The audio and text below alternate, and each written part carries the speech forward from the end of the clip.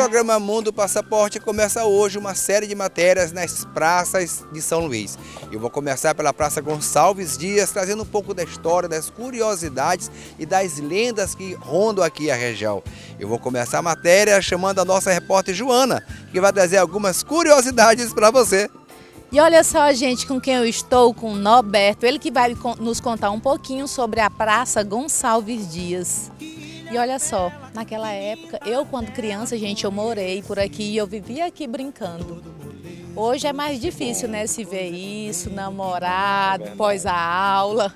Enfim, hoje está mais perigoso. Eu morava na Rua da Alegria com minha tia e eu adorava estar aqui. Então, Norberto, me conta um pouquinho sobre as lendas daqui, Manguda, enfim, o local. Pois é, a Rua da Alegria é pertinho daqui, né? Para você vir a pé, né? Vir a pé de lá para cá, não tinha violência, esse problema hoje. Apesar da violência, as pessoas continuam namorando, vindo para cá, eventos são realizados aqui, então muito legal. Aqui tinha uma lenda no século passado, no século XIX, aliás, nos 1800, em que bem aqui embaixo, no Genipapeiro, bem aqui a gente avista, bem na parede ali, em que um fantasma chamado Manguda, né, que era na verdade um pau com uma roupa branca, saía assustando as pessoas e aí pouca gente queria vir para essa área aqui. E aí a pergunta é por que esse fantasma, como ele aparecia? Esse fantasma teria sido uma estratégia dos comerciantes que negociavam aqui embaixo.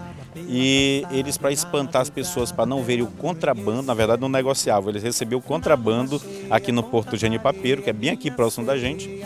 E aí, para evitar que as pessoas se dirigissem para lá, eles botavam esse fantasma para assustar as pessoas. Só que depois foi descoberto que era uma mentira, era um engodo, e aí acabou virando umas quadrinhas de poesia, que as pessoas brincando com a Manguda, que realmente já não assustava mais ninguém. São Luís tem muitas lendas, várias lendas, tem da serpente, tem de Guaxanduba e tal, e essa da Manguda, Ana Jansen, da carruagem, e essa é uma das principais, a da Manguda, que acontecia aqui perto.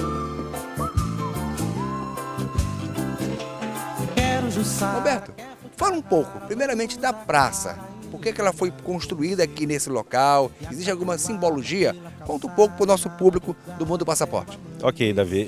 A praça ela veio depois de muito tempo de construída a cidade. Essa área aqui, Largo dos Amores, depois Largo dos Remédios e Praça Gonçalves Dias, ele veio bem depois do início de São Luís, né? São Luís é do início dos 1600, aqui já é no final dos 1700, quando o sobrinho do Marquês de Pombal, Joaquim de Melo e Povas, ele mandou rasgar essa parte da cidade aqui, de São Luís, para fazer essa outra parte da cidade, a segunda parte da cidade.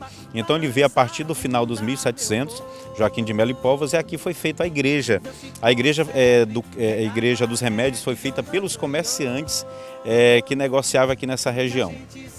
Fala uma coisa, essa área aqui da praça, você me falou que é a maré, o mar vinha até aqui. Inclusive tem a escada e tem a rampa, é verdade? É verdade, toda a Praça Maria Aragão, que é logo aqui embaixo, ela ficava alagada em determinados períodos. Só depois de construído o cais da Sagração, que deixou de a água invadir São Luís, mas a água invadia tanto essa parte quanto a parte lá do Centro Histórico na Praia Grande. Ela entrava até a Rua da Estrela, para ter ideia, e aqui também não era diferente. Então, com esse trabalho que demorou mais de uma década, o cais da Sagração foi que permitiu com que a cidade ela pudesse crescer melhor e trabalhar melhor a questão da salubridade também. A Praça Gonçalves Dias não é a primeira praça de São Luís. A primeira praça é Pedro II, que já vai ser a nossa próxima praça que nós vamos mostrar. Mas aqui foi construído o primeiro playground de São Luís. É verdade, o primeiro playground único da época para as crianças foi feito aqui nessa praça Gonçalves Dias, e logo alguns anos depois ele começou a se degradar, e por conta dessa degradação a prefeitura acabou tirando. Mas aqui era conhecido como Largo dos Amores, porque era um local especial, tinha inclusive iluminação também, era um local onde as pessoas se reuniam. Você pega livros da época e você vê as pessoas vendendo aqui doces, vendendo toda sorte de mercadorias da época, desde o século XIX até o século XX, até hoje, né? Até hoje aqui é um local de vendas, um local alegre. Então essa praça ela tem muito nome na história.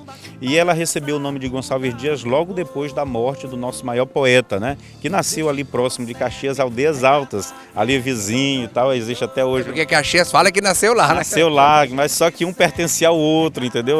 Onde ele nasceu pertencia a Caxias, mas hoje é Aldeias Altas. Então, recebeu esse nome, foi feita essa estátua que está aqui ao fundo. Essa estátua é de 1873, foi exatamente quando foi erigido, e também essas palmeiras foram colocadas nessa época, são muito antigas, palmeiras imperiais, né? E uma série de outras coisas de embelezamento foram feitas nessa época, inclusive com doações de particulares. Tem um ex-presidente da província, que me falta o nome dele agora, que ele ajudou a fazer essas muretas, escadarias e tal. Então tem uma série de doações aqui que foram acontecendo, um bocado de empenho das pessoas que tinham assim muito amor pela praça, tinham muito amor pelo público. Hoje falta muito essa questão do amor pelo público. Na época se tinha muito, as pessoas acabaram fazendo e acabaram construindo, fazendo essa beleza que é hoje isso aqui. Para finalizar, Antônio, a cidade de São Luís, né, só tinha do outro lado, ali a gente vê ali, né, a torre da igreja de Santo Antônio, a cidade terminava ali, né? E hoje e quando foi aberto isso aqui, eu imagino que foi pensando em uma nova cidade. E isso é praticamente, porque aqui tinha, eu não digo uma nova cidade, mas uma nova parte da cidade, uma cidade nova. Aqui tinha um movimento muito grande no porto aqui embaixo, né? Onde morou na época, por exemplo, Sousandrade, morava aqui embaixo, moravam pessoas importantes. E hoje a Soamar, onde funciona a Soamar, onde morava Joaquim de Souza Andrade, que foi um grande poeta, intendente, prefeito de São Luís, na época chamado de intendente. Ele trouxe a bandeira do Maranhão, dos Estados Unidos para o Maranhão. A pessoa que está nos ouvindo agora e nos vendo, repare que a bandeira dos Estados Unidos e a do Maranhão são muito parecidas. Foi exatamente Souza Andrade que trouxe para cá, ele morava logo aqui embaixo, perto da praça.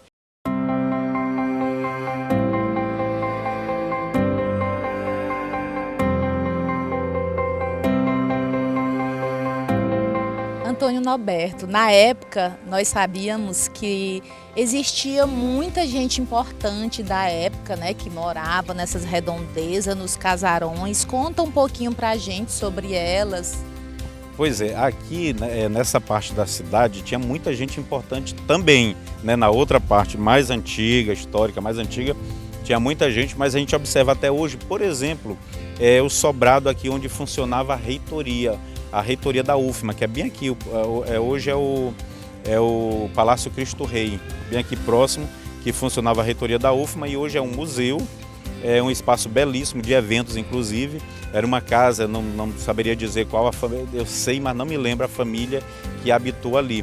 Tem também ali do lado a rua Barão de Itapari, que é essa rua que chega aqui próximo do espaço cultural, aqui embaixo, na Praça Maria Aragão. Essa rua é Barão de Itapari porque morava aqui também na praça o Barão de Itapari, que deixou uma descendência muito grande, inclusive no Maranhão. Então pessoas ricas, afortunadas moravam nessa região. Muitos deles ligados ao comércio, boa parte deles. Aqui também aqui a gente percebe que a praça tem coreto também, né? A praça aqui tem coreto e era comum nas praças terem coreto. Era um local de abrigo, um local de reunião mais concentrado, digamos assim. E ela embelezava muito as praças, como essa daqui também belíssima. No começo, essa praça era chamada de Largo dos Amores, depois chamado de Largo dos Remédios por conta da igreja Nossa Senhora dos Remédios, e por último Praça Gonçalves Dias. Então teve esses três nomes em época diferente e depois se misturou, se tornou Largo dos Remédios uma parte e a outra parte Praça Gonçalves Dias, onde foi erigida a estátua do nosso maior poeta.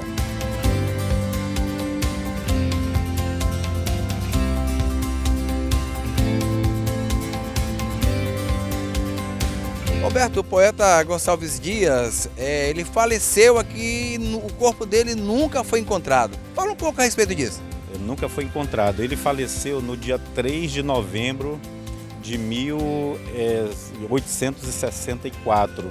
E existe ele faleceu, só ele morreu na virada da embarcação Ville de Boulogne. E muita gente pensa e até divulga que ele morreu nos Atins de Barreirinhas, quando na verdade ele morreu nos Atins de Guimarães, que fica aqui próximo, mas do outro lado do litoral ocidental e não no oriental.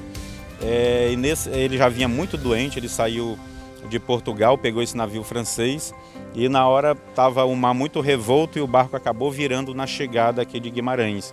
E isso foi comprovado, isso está nos anais da delegacia de lá, já foi publicado esses anais em jornais aqui no Maranhão. Então é comprovado que ele morreu lá e o corpo nunca foi encontrado. Que é uma pena, que seria um dos locais mais visitados do estado. Com certeza, eu acho que se ele tivesse tido um local de repouso conhecido, seria um dos túmulos mais visitados do país. Interessante que pouca gente sabe, mas o hino nacional brasileiro tem parte da famosa Canção do Exílio. E isso, nosso hino tem muito do positivismo e tem muito dele também, né? Alguns trechos lá do hino vieram por inspiração de Gonçalves Dias.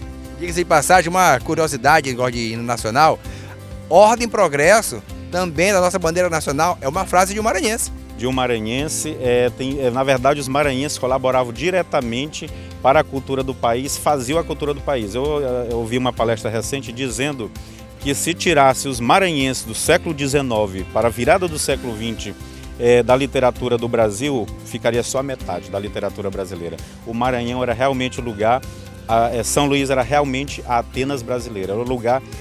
Esses grandes artistas faziam com que o Brasil fosse conhecido mundialmente, inclusive na França, que era o berço de poetas também, e em outros lugares do mundo. Norberto, então, para finalizar, a Canção do Exílio, ela tem um pedaço que fala: não permitas, Deus, que eu morra sem que eu volte para lá. Infelizmente, o poeta Gonçalves Dias não voltou. Na verdade ele voltou, mas morreu na chegada, né? Ele já estava muito mal, né? Ele veio aqui para morrer. Ele sabia que vinha para cá só para morrer perto da família e acabou morrendo na chegada. Uns dizem que quando o navio virou ele já estava morto. Outros dizem que não. Existe testemunho dos dois lados. Um dos que presenciou, que viu ele lá dentro do quarto antes do navio virar, disse que ele estava lá deitado. E o outro disse que ele já estava morto. Então fica essa dúvida. Mas ele, quando ele fala esse verso aí que você falou, né, as aves que aqui gojeiam lá na Europa não gojeiam como lá, que é o Brasil. Ele estava lá quando ele escreveu. Então as aves realmente aqui continuam cantando e em homenagem aos maranhenses, principalmente a Gonçalves Dias. Eu vou finalizar a matéria, primeiramente agradecendo a você, Norberto, mais uma vez, pela sua atenção, né, por trazer sempre a história do Maranhão na nativa, né, e fazendo um convite para você conhecer um pouco mais da história de Gonçalves Dias. Coloca aí na internet Canção do Exílio e lá você vai ver que maravilha de verso, eternizado pelo Gonçalves Dias. Muito obrigado, Joana, muito obrigado, Norberto, e continue assistindo o seu programa de turismo Mundo Passaporte.